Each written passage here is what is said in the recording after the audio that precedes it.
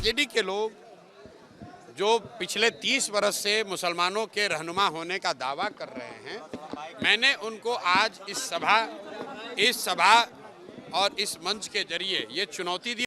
तुम पहले मुसलमानों का जिनका वोट लेते रहे हो 30 बरस से, उसका हक मारी बंद करो और हिम्मत हो तो उनको आबादी के हिसाब से टिकट देके दिखाओ। अगर वो स्वीकार कर लें तो बिल्कुल जो मुस्लिम उम्मीदवार को खड़ा करेंगे, हम लोग वहाँ मुस्लिम नहीं लड़ाएंगे। अगले साल 2025 में जन सुराज का मुख्यमंत्री बनेगा, जन सुराज की सरकार बनेगी, उसमें इफ बट किंतु परंतु मत रखिए। हमारी लड़ाई आरजेडी से है ही नहीं, जन सुराज की लड़ाई सीधे एनडीए से है। आरजेडी तो ना 3 में ना 13 में, आरजेडी को कौन पूछ रहा है? लड़ाई हम में और एनडीए में है। समाज के सभी वर्गों की भागीदारी उनकी जनसंख्या के हिसाब से देने की जो बात कही गई है, उसके तहत मुसलमानों की आबादी के हिसाब से कम से कम 40 विधानसभा सीटों पर मुसलमान समाज के काबिल लोगों को चुनाव लड़ाने का ऐलान पहले से किया गया है। और ये जो जनसुराज में पहले से अन्य वर्गों के लिए बात कही गई है, उसके अनुरूप है, ये कोई अलग नहीं है। दूसरी बात जो मैंने कही आरजेडी वाली, आरजेडी के लोग जो पिछले 30 बरस से मुसलमानों के रहनुमा होने का दावा कर रहे हैं, मैंने उनको आज इस सभा और इस मंच के जरिए ये चुनौती दी और आपके जरिए भी कह रहा हूँ।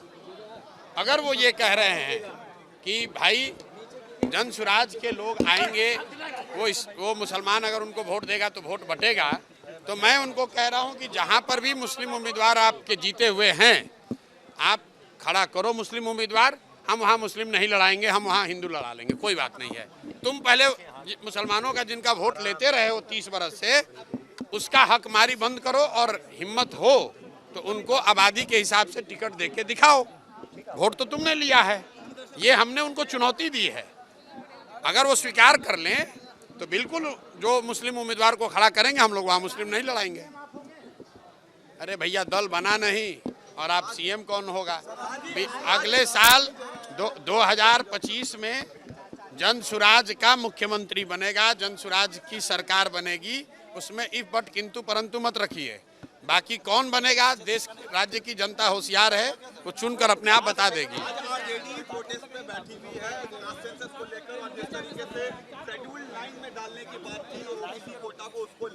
भाई, आरजेडी को जो करना है करे, हमारी लड़ाई आरजेडी से है ही नहीं, जन सुराज की लड़ाई सीधे एनडीए से है।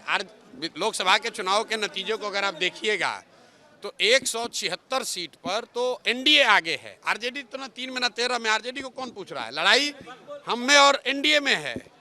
आरजेडी चाहे धरने पर बैठे या चाहे जाकर अनशन पर बैठ जाए। For more of such videos, do like, share and subscribe to ET Now Swadesh।